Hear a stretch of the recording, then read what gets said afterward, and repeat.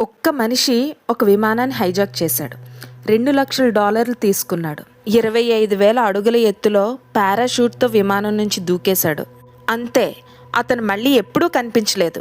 50 ఏళ్లకు పైగా గడిచిన ప్రపంచంలోని అత్యుత్తమ దర్యాప్తు సంస్థ FBI కూడా ఈ మిస్టరీని పూర్తిగా ఛేదించలేకపోయింది. అతనే DB కాపర్. అతను ఎవరు? అతను బ్రతికే ఉన్నాడా లేక ఆ రాత్రే చనిపోయాడా? ఈరోజు ప్రపంచంలోనే అత్యంత రహస్యమైన కేసు వెనుక ఉన్న నిజాలను తెలుసుకుందాం. అది 1971 నవంబర్ 24 అమెరికాలో థ్యాంక్స్ గివింగ్ పండుగకు ముందు రోజు. విమానాశ్రయాలన్నీ ప్రయాణికులతో కిటకిటలాడుతున్నాయి. అదే రోజు ఒక సాధారణ వ్యక్తి విమానంలోకి ఎక్కాడు. అతని చేతిలో ఒక చిన్న నల్ల బ్యాగ్ ఉంది. ఒంటిపైన బిజినెస్ సూటు, కళ్ళకు నల్ల గ్లాసెస్ ఉన్నాయి. అతను చూసిన వారికి చాలా సాధారణ బిజినెస్ మ్యాన్లా కనిపించాడు. కానీ కొద్ది గంటల తర్వాత అతని పేరు ప్రపంచ చరిత్రలోనే అత్యంత రహస్యమైన వ్యక్తిగా మారిపోతుందని ఎవ్వరూ ఊహించలేదు. అతనే DB కాపర్. ఆ రోజు అతను అమెరికాలోని పోర్ట్లాండ్ విమానాశ్రయానికి వచ్చాడు. North West Orient Airlines flight 305కి ఒక వన్-వే టికెట్ కొనుగోలు చేశాడు. టికెట్ ధర సుమారు $20 మాత్రమే. అతను తన పేరు డాన్ కాపర్ అని నమోదు చేశాడు. ఆ సమయంలో ఎవరూ ఐడి అడగలేదు. భద్రతా తనిఖీలు కూడా నేటిలాగా కఠినంగా ఉండేవి కాదు. విమానం ప్రశాంతంగా టేకాఫ్ అయింది. అందరూ తమ తమ పనుల్లో ఉండగా ఆ వ్యక్తి మాత్రం ఎంతో ప్రశాంతంగా కూర్చున్నాడు. కొద్దిసేపటి తర్వాత ఎయిర్ హోస్టెస్కు ఒక చిన్న కాగితం ఇచ్చాడు. మొదట ఆమె అది తనకు ఫోన్ నెంబర్ ఇచ్చాడేమో అనుకుంది. ఆమె ఆ కాగితాన్ని చదవకుండా తన పర్సులో వేసుకుంది. అప్పుడు ఆ వ్యక్తి నెమ్మదిగా ఇలా అన్నాడు, మేడం, ఆ నోట్ చదవండి, నా దగ్గర బాంబు ఉంది అని. ఆ మాట విన్న వెంటనే ఎయిర్ హోస్టెస్ షాక్కు గురైంది. ఆమె నోట్ తెరిచి చూసింది. అందులో ఇలా రాసుంది, నా దగ్గర బాంబు ఉంది, మీరు నా పక్కనే కూర్చోండి అని. ఆమె నెమ్మదిగా అతని పక్కన కూర్చుంది. అప్పుడు అతను తన బ్యాగ్ కొద్దిగా తెరిచాడు. లోపల వైర్లు, ఎర్రని సిలిండర్లు కనిపించాయి. అవి నిజంగా బాంబేనా లేక నకిలీవా? ఇప్పటికీ దానికి ఖచ్చితమైన సమాధానం లేదు. కానీ ఆ సమయంలో అక్కడున్న వారికి అది నిజమైన బాంబులా కనిపించింది. ఆ వ్యక్తి విమాన సిబ్బందికి ఒక సందేశం ఇచ్చాడు. తనకు $200, 4 పారాషూట్లు, ఇంధనంతో సిద్ధంగా ఉన్న మరో విమానం కావాలని చెప్పాడు. లేకపోతే విమానాన్ని పేల్చేస్తానని బెదిరించాడు. పైలట్లు వెంటనే ఈ సమాచారాన్ని గ్రౌండ్ కంట్రోల్కి పంపించారు. అమెరికా అధికారులు అత్యవసర సమావేశమయ్యారు. ఒక పెద్ద నిర్ణయం తీసుకున్నారు. ప్రయాణికుల ప్రాణాలు ముఖ్యం. అందుకే అతని డిమాండ్లను అంగీకరించారు. ఇక్కడున్న ఆశ్చర్యకరమైన విషయం ఏమిటంటే విమానంలోని చాలామంది ప్రయాణికులకు అసలు హైజాక్ జరిగింది అనే విషయం కూడా తెలీదు. సాంకేతిక సమస్య వల్ల ఆలస్యం అవుతోంది అని పైలట్ ప్రకటించారు.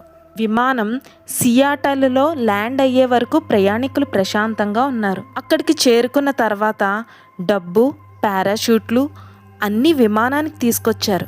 అతను ముందుగా ప్రయాణికులందరినీ సురక్షితంగా దింపేశాడు. ఇది అతని గురించి ఒక ఆసక్తికరమైన విషయం. అతను డబ్బు కోరాడు, కానీ ప్రయాణికులకు హాని చేయలేదు. సియాటల్ విమానాశ్రయంలో ప్రయాణికులందరూ సురక్షితంగా దిగిన తర్వాత విమానంలో మిగిలింది కేవలం DB కాపర్, పైలట్లు, ఒక ఫ్లైట్ ఇంజనీర్ మరియు ఒక ఎయిర్ హోస్టెస్ మాత్రమే. అధికారులు అతను కోరిన $200 మరియు 4 పారాషూట్లు విమానంలోకి పంపించారు. డబ్బును జాగ్రత్తగా తనిఖీ చేసిన కాపర్ అన్నీ సరిగ్గా ఉన్నాయని నిర్ధారించుకున్నాడు. ఆ తర్వాత అతను మరో ఆదేశం ఇచ్చాడు. విమానం మెక్సికో వైపు బయలుదేరాలి. అయితే విమానంలో అంత దూరం ప్రయాణించడానికి సరిపడా ఇంధనం లేదు. అందుకే మధ్యలో ఒకసారి ఇంధనం కోసం నిలపాలని పైలట్లు చెప్పారు. కాపర్ కూడా అంగీకరించాడు. కానీ అతను కొన్ని విచిత్రమైన షరతులు పెట్టాడు. విమానం చాలా తక్కువ ఎత్తులో ఎగరాలి అని, వేగం కూడా తక్కువగా ఉండాలి అని, వెనుక భాగంలోని మెట్లు ఉపయోగించడానికి సిద్ధంగా ఉండాలి అని. ఈ షరతులు ఎందుకు పెట్టాడో అప్పుడు ఎవ్వరికీ అర్థం కాలేదు. సాయంత్రం అయ్యేసరికి విమానం మళ్ళీ టేకాఫ్ అయింది. బయట భారీ వర్షం, చీకటి, చల్లగాలి. అలాంటి వాతావరణంలో సాధారణ వ్యక్తి విమానం తలుపు కూడా తెరవడానికి భయపడతాడు. కానీ కాపర్ మాత్రం ప్రశాంతంగా ఉన్నాడు.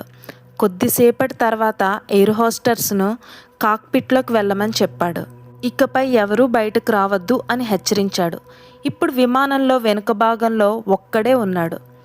ఆ శబ్దం రాత్రి సుమారు 8 గంటల సమయంలో కాక్పిట్లో ఉన్న పైలట్కు ఒక్కసారిగా ఒక పెద్ద కుదుపు అనిపించింది.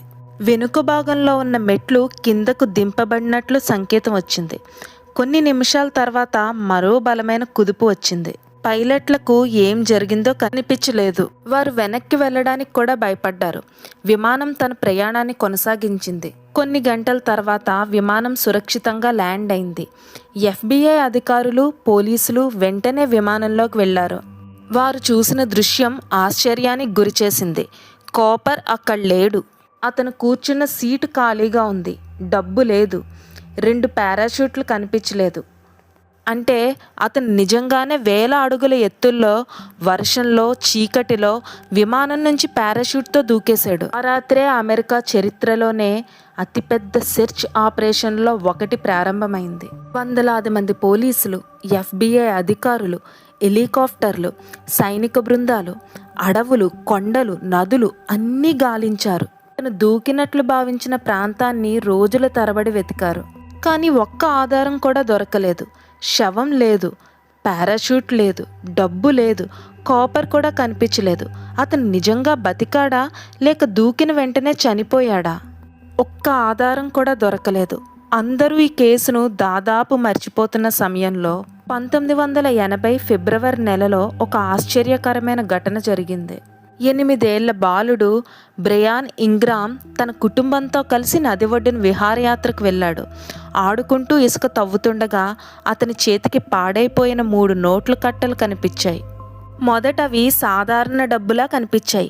కానీ దగ్గరగా చూసిన తర్వాత ఆ నోట్లు చాలా పాతవిగా కనిపించాయి. వెంటనే వాటిని అధికారులకు అప్పగించారు.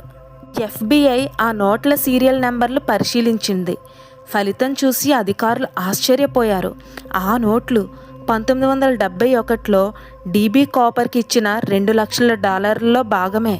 $5,800 విలువైన నోట్లు మాత్రమే దొరికాయి. ఇప్పుడు ప్రశ్నలు మరింత పెరిగిపోయాయి.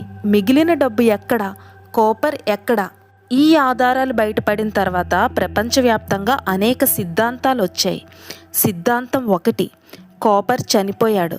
చాలామంది నిపుణుల అభిప్రాయం ప్రకారం ఆ రాత్రి వాతావరణం చాలా ప్రమాదకరంగా ఉంది. భారీ వర్షం, చీకటి, బలమైన గాలులు. అలాంటి పరిస్థితుల్లో పారాషూట్తో దూకితే బతకడం చాలా కష్టం. అందుకే కాపర్ దూకిన వెంటనే మరణించి ఉండవచ్చని కొందరు భావించారు. సిద్ధాంతం 2, అతను విజయవంతంగా తప్పించుకున్నాడు అని. కొంతమంది మాత్రం పూర్తిగా భిన్నంగా ఆలోచించారు. కాపర్ సాధారణ వ్యక్తి కాదు అని, అతనికి విమానాల గురించి మంచి అవగాహన ఉంది అని, పారాషూట్ వాడడంలో కూడా అనుభవం ఉండి ఉండవచ్చునని అనుమానించారు. అతను ముందుగానే మొత్తం ప్లాన్ చేసి సురక్షితంగా దిగిపోయి ఉండవచ్చునని, అలాగే కొత్త పేరుతో తన జీవితాన్ని కొనసాగిస్తున్నాడని నమ్ముతున్నారు. సిద్ధాంతం 3, కొంతమంది పరిశోధకులు దొరికిన డబ్బుని ఎవరైనా తర్వాత అక్కడ పడేసి ఉండవచ్చునని కూడా చెప్పారు. అయితే దీనికి బలమైన ఆధారాలు మాత్రం లభించలేదు. ఈ కేసులో FBI దాదాపు 1000 మందికి పైగా అనుమానితులను విచారించింది. కొంతమంది మాజీ సైనికులు, పారాషూట్ నిపుణులు, విమాన సిబ్బంది అందరినీ పరిశీలించారు. కొన్ని పేర్లు బలంగా వినిపించినా ఏ ఒక్కరిపై కూడా పూర్తి ఆధారాలు దొరకలేదు. DNA పరీక్షలు కూడా స్పష్టమైన ఫలితాన్ని ఇవ్వలేకపోయాయి. 50 సంవత్సరాలు గడిచినా ఈ కేసు ఇప్పటికీ ప్రపంచంలోనే అత్యంత రహస్యమైన నేరాల్లో ఒకటిగా నిలిచింది. చివరికి 2016లో FBI అధికారికంగా ప్రకటించింది ఈ కేసుపై ఇకపై క్రియాశీల దర్యాప్తులు కొనసాగించము అని. అయితే కేసు పూర్తిగా మూసేయలేదు. కొత్తగా బలమైన ఆధారాలు లభిస్తే మళ్ళీ పరిశీలిస్తామని తెలిపింది. ఈ కథ మనకు చెప్పే విషయం ఏంటంటే, ఎంత పెద్ద దర్యాప్తు జరిగినా ప్రతి రహస్యానికి వెంటనే సమాధానం దొరకదు అని. కొన్ని ప్రశ్నలు దశాబ్దాల పాటు జవాబు లేకుండా మిగిలిపోతాయి. DB కాపర్ కథ కూడా అలాంటిదే. అది కేవలం ఒక నేర కథ కాదు, ప్రపంచాన్ని ఇప్పటికీ ఆలోచింపజేస్తున్న ఒక మిస్టరీ.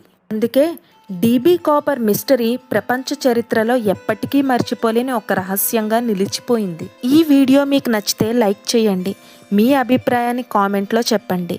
ఇంకా ఇలాంటి నిజ సంఘటనల కోసం మన ఛానల్ను వెంటనే సబ్స్క్రైబ్ చేయండి. బెల్ ఐకాన్ నొక్కడం మర్చిపోవద్దు.